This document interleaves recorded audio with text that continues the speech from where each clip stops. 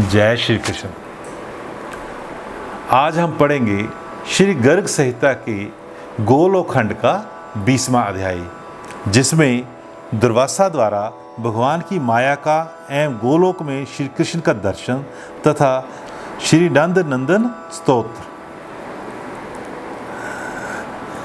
जैसे कि मैं आपको हर अध्याय से शुरू करने से पहले ये बताता हूँ कि श्री गर्ग संहिता की रचना श्री गर्ग मुनि जी द्वारा की गई थी और इसमें जो चर्चा चल रही है वो राजा बहुलाशव और श्री नारद जी के बीच चल रही है।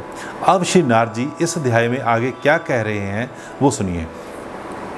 श्री नारद जी कहते हैं, राजन, एक दिन मुनि श्रेष्ठ दुर्वासा परमात्मा श्री कृष्ण चंद्र का दर्शन करने के लिए व्रजमंडल में आए।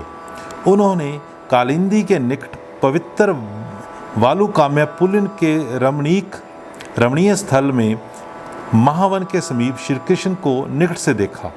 वे शोभाशाली मदन गोपाल बालकों के साथ वहां लौटते, परस्पर मल्ल युद्ध करते तथा भांति भांति की बालोचित लीलाएं करते थे। इन सब कारणों से वे बड़े मनोहर जान पड़ते थे। उनके सारे अंग धूल से धूसरित थे, मस्तक पर काले घुंघराले के शोभा पाते थे। दिगंबर वेश में बालकों के साथ दौड़ते हुए श्री हरि को देखकर दुर्वासा के मन में बड़ा विस्मय हुआ। श्री मुनि मन ही मन कहने लगे, क्या ये वही षड्विध ऐश्वर्य से संपन्न ईश्वर हैं? फिर ये बालकों के साथ धरती पर क्यों लौट रहा है? मेरी समझ में ये केवल नंद का पुत्र है, परात्पर श्री कृष्ण नहीं है। श्री नारद जी कहते हैं, राजन, जब महामुनि दुर्वासा इस प्रकार मोह में पड़ गई, तब खेलते हुए श्री कृष्ण स्वयं उनके पास उनकी गोद में आ गए। फिर उनकी गोद से हट गए। श्री कृष्ण की दृष्टि बाज सिंह के समान थी। वे हंसते और मधुर वचन से बोलते हुए पुनः मुनि के सम्मुख आ गए। हंसते हुए श्री कृष्ण के श्वास से खींचकर मुनि उनके मुंह में समा गए। वहां जाकर उन्होंने एक विशाल लोक देखा, जिसमें अरण्य और निर्जन प्रदेश भी दृष्टिगोचर हो रहे थे। उन अरण्यों का मतलब जंगलों में भ्रमण करते हुए मुनि बोल उठे, मैं कहाँ से यहाँ आ गया? इतने में ही उन महामुनि को एक अजगर निगल गया।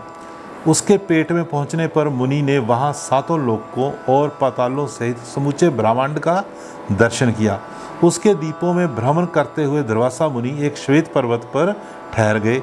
उस पर्वत पर 100 कोटि वर्षों तक भगवान का भजन करते हुए वे तप करते रहे। इतने में ही संपूर्ण विश्व के लिए भयंकर नैमित्तिक प्रलय का समय आ पहुंचा। समुद्र सब ओर से धरातल को डुबाते हुए मुनि के पास आ गए। दुर्वासा मुनि उन समुद्रों में बहने लगे। उन्हें जल का कहीं अंत नहीं मिलता था। इसी अवस्था में 1 सहस्त्र युग व्यतीत हो गए। तदनंतर मुनि एक कार्णव के जल में डूब गए। उनकी स्मृति शक्ति नष्ट हो गई। फिर वे पानी के भीतर विचरने लगे। वहाँ उन्हें एक दूसरे ही ब्रह्मांड का दर्शन हुआ। उस ब्रह्मांड के छिद्र में प्रवेश करने पर वे दिव्य सृष्टि में जा पहुँचे। वहाँ से उस ब्रह्मांड के शिरोभाग में विद्यमान लोकों में ब्रह्मा की आयु पर्यंत विचरते रहे। इसी प्रकार वहाँ एक छिद्र देखकर श्री हरि का स्मरण करते हुए वे उसके भीतर घुस गए। घुसते ही उस ब्रह्मांड के बाहर आ निकले। फिर तत्काल उन्हें महती जलराशि दिखाई दी। उस जलराशि में उन्हें कोटि कोटि ब्रह्मांडों की राशियाँ बहती दिखाई दी। तब मुनि ने जल को ध्यान से देखा तो उन्हें वहाँ विरजा नदी का दर्शन हुआ। उस नदी के पार पहुंचकर मुनि ने साक्षात गोलोक में प्रवेश किया। वहाँ उन्हें क्रमशः वृंदावन, गोवर्धन और सुंदर यमुना पुलिन के दर्शन करके बड़ी प्रसन्नता हुई। फिर वे मुनि जब निकुंज के भीतर घुसे, तब उन्होंने अनंत कोटि मार्तंडों के समान ज्योतिर्मंडल के अंदर दिव्य लक्षदल कमल पर विराजमान साक्षात परिपूर्णतम पुरुषोत्तम राधा वल्लभ भगवान श्री कृष्ण को देखा, जो असंख्य गोप गोपियों से घिरे हुए तथा कोटि कोटि गौओं से संपन्न थे। असंख्य ब्रह्मांडों के अधिपति उन भगवान श्री हरि के साथ ही उनके गोलोक का भी मुनि को दर्शन हुआ। उन्हें देखकर भगवान श्री कृष्ण हंसने लगे।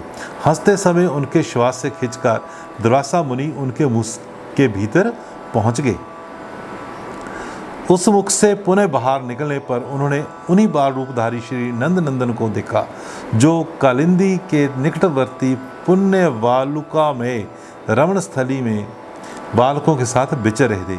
महावन में श्री कृष्ण का उस रूप में दर्शन करके दुर्वासा मुनि ये समझ गए कि ये श्री कृष्ण साक्षात प्रातपर ब्रह्म है। फिर तो उन्होंने श्री नंद नंदन को बारंबार नमस्कार करके हाथ जोड़कर कहा।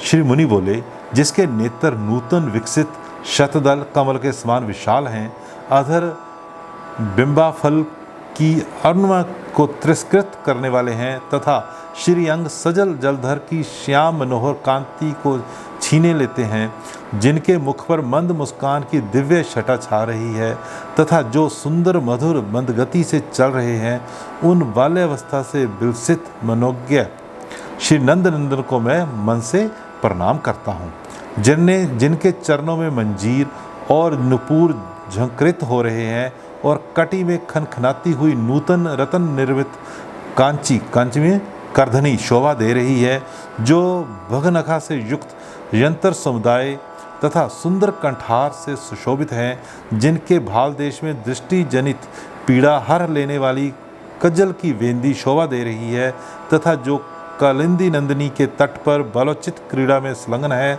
उन श्री हरि की मैं वंदना करता हूँ, जिनके पूर्ण चंद्रोपम सुंदर मुख पर नूतन नीलघन की श्याम भिवा को तिरस्कृत करने वाले घुंघराले केश चमक रहे हैं तथा जिनका मस्तक रूपी मुकुट कुछ झुका हुआ है, उन आप नंद नंदन श्री कृष्ण तथा आपके अग्रज श्री बलराम को मेरा बारंबार नमस्कार है। जो प्रातः काल उठकर इस श्री नंद नंदन स्तोत्र का पाठ करता है, उसके नेत्रों के समक्ष श्री नंद नंदन सानंद प्रकट होते हैं। श्री नारद जी कहते हैं, इस प्रकार श्री कृष्ण को प्रणाम करके मुनि श्रोमणी दुर्वासा उन्हीं का ध्यान और जप करते हुए उत्तर में बद्रिका आश्रम की ओर चले गए। श्री गर्ग जी कहते हैं, शौनक, इस प्रकार देवर्षि प्रवर महात्मा नारद ने बुद्धिमान राजा बहुलाशव को भगवान श्री कृष्ण का चरित्र सुनाया था। ब्राह्मण, वह सब मैंने तुमसे कह सुनाया। भगवान का सुयश, कलिक लुष का विनाश करने वाला, धर्म अर्थ काम और मोक्ष चारों पदार्थों का देने वाला तथा दिव्य लोकातीत है। अब तुम और क्या सुनना चाहते हो? अब श्री गर्ग जी शौनक ऋषि जी से कह रहे हैं। शौनक ऋषि जी आगे क्या उनसे बोले? तपोधन, इसके बाद मिथिला नरेश बहुलाशव ने शांत स्वरूप ज्ञानदाता महामुनि नारद से क्या पूछा, वही प्रसंग मुझसे कहिए।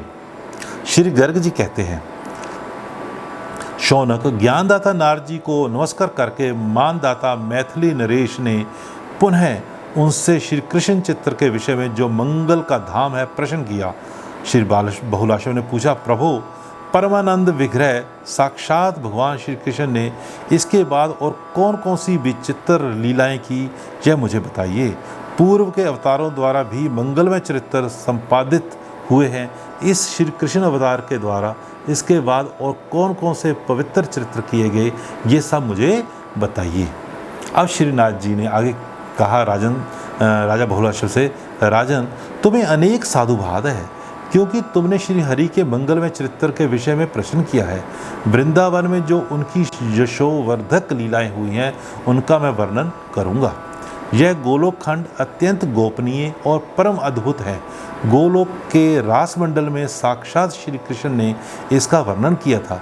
इसे श्री कृष्ण ने निकुंज में राधिका को सुनाया और श्री राधा ने मुझे इसका ज्ञान प्रदान किया है। फिर मैंने तुमको वह सब सुना दिया। यह गोलोक खंड का वृत्तांत संपूर्ण पदार्थों को देने वाला उत्कृष्ट साधन है। यदि ब्राह्मण इसका पाठ करता है, अब ये बात ध्यान से सुने, यदि ब्राह्मण इसका पाठ करता है तो वह संपूर्ण शास्त्रों के अर्थ का ज्ञाता होता है। क्षत्रिय इसे सुने तो वह प्रचंड पराक्रमी चक्रवर्ती सम्राट होता है। वैश्य सुने तो वह निधिपति हो जाए, और शूद्र सुने तो वह संसार के बंधन से छुटकारा पा जाए। जो इस जगत में फल की कामना से रहित होकर इसका पाठ करता है, वह जीवन मुक्त हो जाता है। जो सम्यक भक्ति भाव से युक्त हो नित्य इसका पाठ करता है, वह भगवान श्री कृष्ण चंद्र के गोलोक धाम में जो प्रकृति से परे है पहुंच जाता है। इस प्रकार श्री गर्ग संहिता में गोलोक खंड के अंतर्गत नारद बहुलाशव संवाद में दुर्वासा के द्वारा भगवान की माया का दर्शन तथा श्री नंद नंदन स्तोत्र का वर्णन नामक 20वां अध्याय पूरा हुआ। गोलोक खंड संपूर्ण। जय श्री कृष्ण। इस अध्याय के साथ ही श्री गर्ग संहिता का गोलोक खंड संपूर्ण होता है और इसकी जो महत्व है वो मैंने अभी आपको ये लास्ट में जो 4-5 पंक्तियाँ हैं वो सुना दी है कि यदि ब्राह्मण इसका पाठ करता है तो वह संपूर्ण शास्त्रों के अर्थ का ज्ञाता होता है, क्षत्रिय से सुने तो वह प्रचंड पराक्रमी चक्रवर्ती सम्राट होता है, वैश्य सुने तो वह निधिपति हो जाए और शूद्र सुने तो वह संसार के बंधन से छुटकारा पा जाए। और जो इस जगत में फल की कामना से रहित होकर इसका पाठ करता है वह जीवन से मुक्त हो जाता है। जय श्री कृष्ण।